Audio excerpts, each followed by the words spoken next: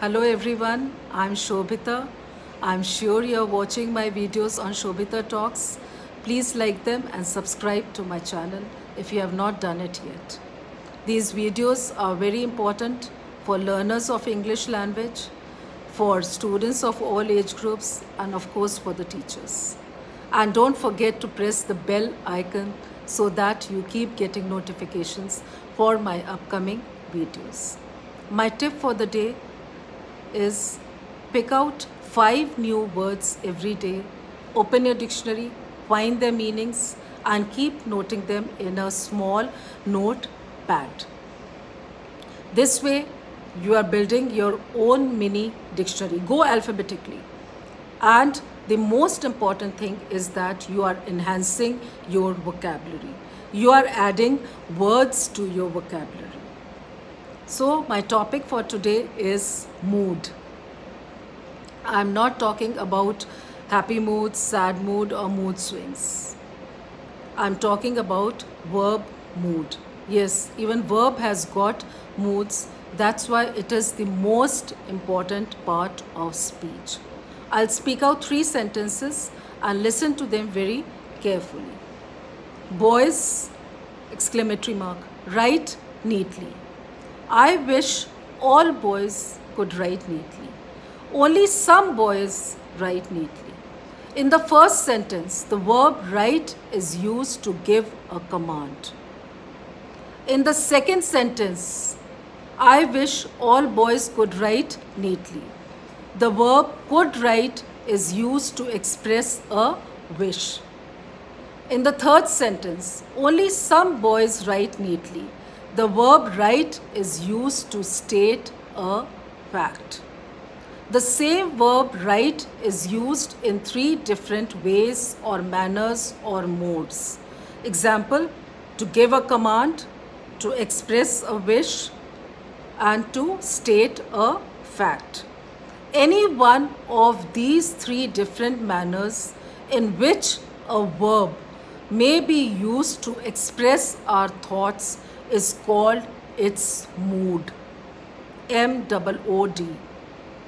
So there are 3 kinds of mood: indicative mood, imperative mood, and subjunctive mood. So first we take up indicative mood.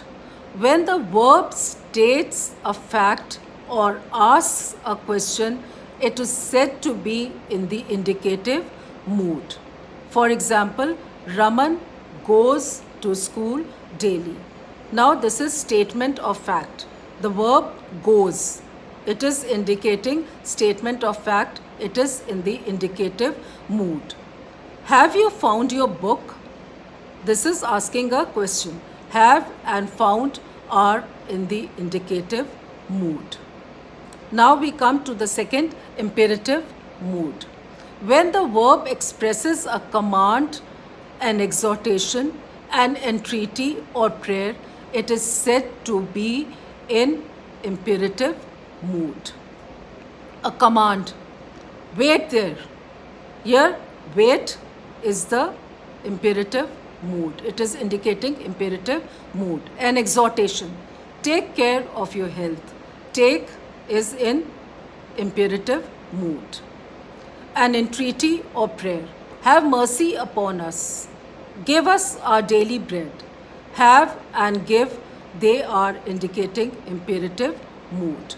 The imperative mood can strictly be used only in the second person, since the person commanded must be the person spoken to.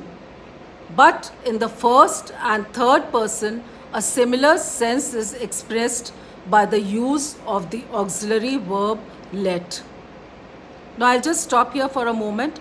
That I told you in my previous video, the first person, second person, and third person. If you don't remember, you can go back to that video and see that what is the first person, second person, and third person.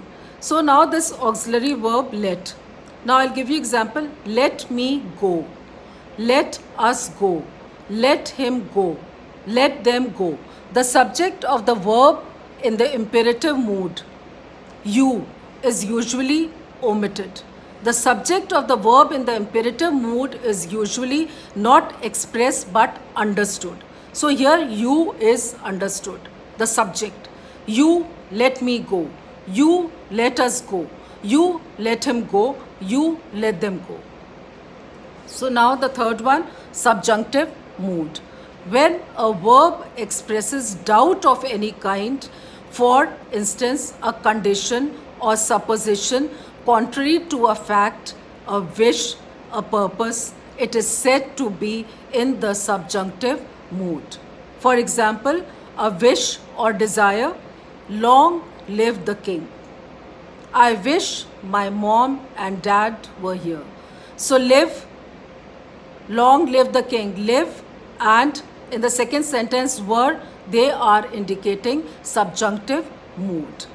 So now the second one, a condition or supposition contrary to fact. If I were you, I should agree. So this is like, I'm imagining, I'm supposing, if I were you, I should agree. So here were and agree are indicating subjunctive mood. So now you understand what is mood. Verb has got its moods. It expresses the same word of the verb can express a command, can give a command, can express a wish or state a fact. And there are three types of mood: indicative mood, imperative mood, and subjunctive mood. I'm sure you have understood it well. If not, put it in the comment section, and whatever is your query, you can put it in the comment section and I can answer it. So stay safe, be happy, enjoy your time at home, and don't forget to study well. Bye.